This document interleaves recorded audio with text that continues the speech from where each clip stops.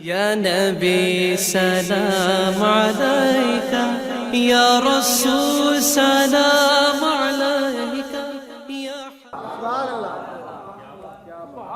تو اس واسطے ہماری بات کو سمجھو، اس مسئلے کی حساسیت کو سمجھو، نہیں سمجھ تو پھر سمجھنے کی کوشش کرو، ورنہ دنیا کے کوئی سکالر لے آؤ جو تمہارے خریدے ہوئے ہیں۔ میں نے یہ کتاب اس لیے رکھی ہے، میرے پاس باتیں تو بہت ہیں، یہ میری کتاب نہیں ہے، یہ جنرل شاہد عزیز کی کتاب ہے۔ اس نے پھر اس کے اندر لکھا 388 صفحے دے ہوتے، اتنے جڑے حکومتی مخبر بیٹھے نا، وہ آج تو بہت سارے آئے ہونے ہیں، ان کا حق بھی بنتا ہے، جو جس کا کھاتا ہے اس کا گاتا ہے، ان کی مخبریاں کریں، ان کا حق بنتا ہے۔ تنخواہ جو لیتے ہیں، ہاں جی تم تنخواہ لیتے ہو تو ہم بھی تو لیتے ہیں نا، تمہاری کوئی مجبوریاں ہیں تو ہم تو اور بات ہے، تم مجبوریوں سے کرتے ہو، ہم خوشی خوشی کرتے ہیں۔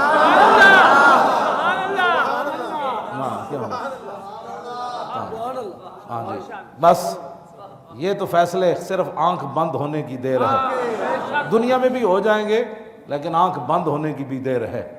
جب ہر طرف اندھیرا چھا جائے گا، وہ کہے گا او وہ مجبوریاں کدھر گئیں آج، اور پھر ہماری جو خوشیاں ہیں کیوں جی، ہاں جی لحد میں عشق رخ شاہ کا داغ لے کے چلے، اندھیری رات سنی تھی چراغ لے کے چلے۔ ہاں تمہیں پتہ ہی نہیں ہے یہ مجبوریاں تمہیں کہاں لے جائیں گی۔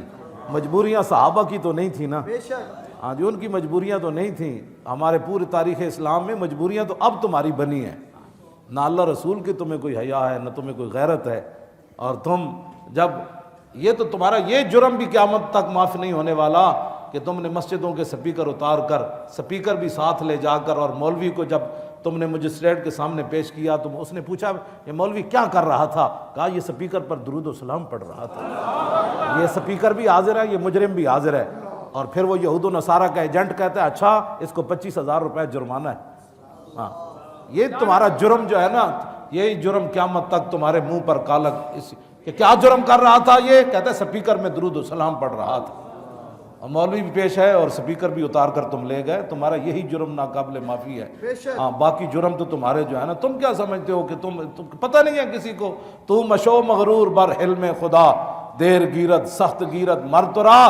مولانا روم فرماتے ہیں اللہ کے حلم اور بردباری پر تو اکڑ نہیں، تو سمجھتا اس کو پتہ نہیں کہ تو درود و سلام پر پرچے کاٹے، علماء کو داڑیاں نہیں دیکھی نوچی تم نے، اور ان کے کوٹوں میں لے گئے کہ یہ مجرم ہے، مصطفیٰ جان رحمت پڑھ رہا تھا۔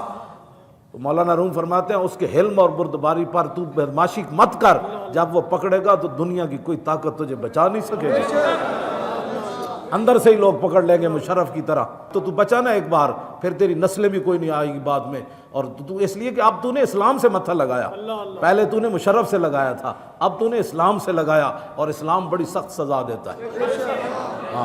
ہاں اسلام بڑی سخت سزا دیتا ہے، ہاں جی اس واسطے انسان کے بچے بنو۔ اور یہ میں اس لیے کر رہا ہوں بات کہ بہت سارے ان سے ڈالر کھانے والے اور ان سے مال کھانے والے مولوی اور پیر، جنہوں نے اپنی خانقاہیں بچائیں، اپنے مدرسے بچائے، اپنی مسجدیں ان مولویوں نے بچائیں کہ مجھے کہیں مسجد سے نہ نکال لیا جائے یا میرے خلاف کوئی پرچہ نہ ہو جائے۔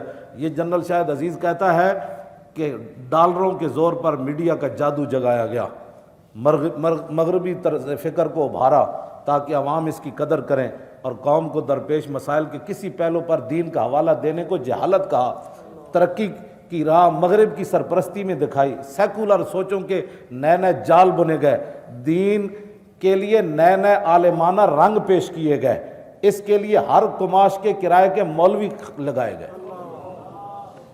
اس نے لکھا ہے، کہتا ہے اسی کوئی تھوڑا ہے، اسی بڑے بڑے مولوی خریدے، نئے نئے مولویوں نے سوچاں دیتیاں، تم کہو اسلام امن کا درس دیتا ہے، تم کہو کہ جناب اسلام تلوار سے نہیں پھیلا اور حضور کی تلوار کی نفی کر دو تم۔ ہاں جی کہتا ہے اسی خود خریدے بندے اگے، بہت ہر صفحہ خون دے آنسو نال نے لکھیا، آخر چلو جاگ ہی پیا، لیکن افسوس یہی ہے مجھے آتا ہے کہ جب یہ سیٹوں پر ہوتے ہیں نہ کبھی ان کو دین یاد آیا، نہ کبھی غیرت یاد آئی، نہ امت کا فکر یاد آیا۔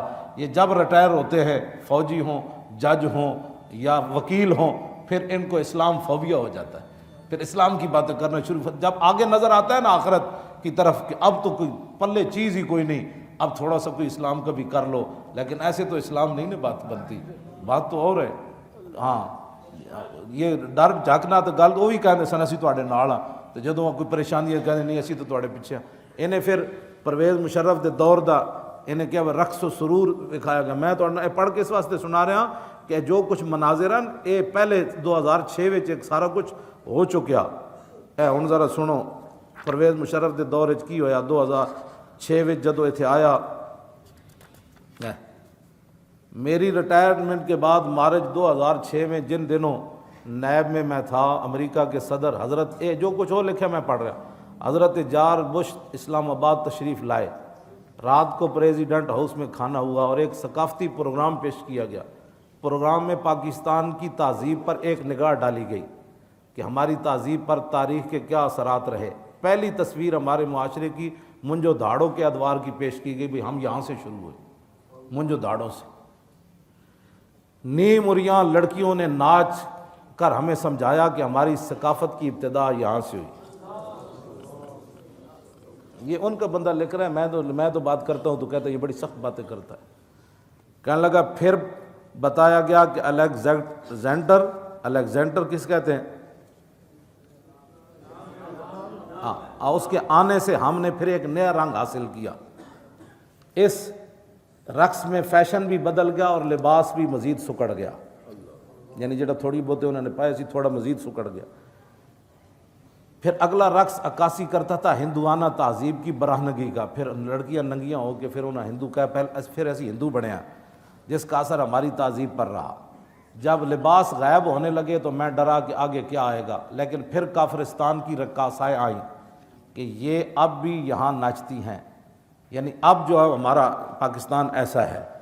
اس ایک پیشکش میں کچھ ملبوس نظر آئے. اگلے رقص میں چھتریاں لیے برطانیہ کی میم صاحبائیں دکھائی گئی جنہوں نے چھتریوں کے علاوہ دستانے بھی پہنے تھے اور کچھ رومالیاں سی باندھی ہوئی تھی. پھر اگلے رقص میں پاکستان کی موجودہ تہذیب کی عکاسی میں لڑکوں اور لڑکیوں نے مل کر خفیف سے ملبوس میں جنسی کنائیوں سے بھرپور رقص کر کے حاضرین کو معزوز کیا. لڑکیاں دو ننگے بس تھوڑا تھوڑا میں لباس پایا. کہنے لگا اچھا جی. آخر میں ایک انوکھا رقص پیش کیا گیا اور کہا گیا کہ یہ وہ مستقبل ہے جس کی طرف ہم جا رہے ہیں. حال تو ہمارا یہ ہے, لڑکیاں لڑکے ننگے کر کے تھوڑے تھوڑا لباس پوا کے نا تو نہ نچایا. بھئی ہمارا پاکستان کا حال یہ ہے. کہنے لگا سٹیج پر برہنہ جانوروں کی مانند بل کھاتے لپٹتے ہوئے اپنے مستقبل کی تصویر دیکھ کر جی چاہا شرم سے ڈوب مروں, مگر میری حوانیت نے آنکھیں بند نہ ہونے دی. کہنے لگا بالکل ننگیاں لڑکیاں کر کے پھر انہیں نچائیاں. پھر کیا کہ یہ پاکستان کا مستقبل ہے جس کی طرف ہم جا رہے ہیں. پھر آخر تے کہندا ہے بچپن میں سنا تھا کہ یہاں کبھی محمد بن قاسم بھی آیا تھا اور بہت سے بزرگان دین بھی, لیکن شاید ان کا کوئی اثر باقی نہ رہا. یہ ہے جی گھر کی گواہی. یہ جو کچھ انہوں نے 4 جنوری کو کیا یہ اس کی عکاسی ہے جو پہلے تیار شدہ تھا. یہ تو ہم راستے میں رکاوٹ بن رہے ہیں نا. ہاں جی, یہ تو تھا کہ اب لڑکیاں بھی ننگے نچن گیاں اور حضور کے خلاف جو بکواس کرے گا اس کی شمیں بھی یہاں جلیں گی. توجہ, یہ ساری باتیں. میرا ایک ہی سوال ہے جو یہاں بیٹھے ہیں حکومتی مخبر, کیا تم نے کبھی گستاخ رسول کے لیے بھی اتنا بڑا اہتمام کیا پکڑنے کے لیے؟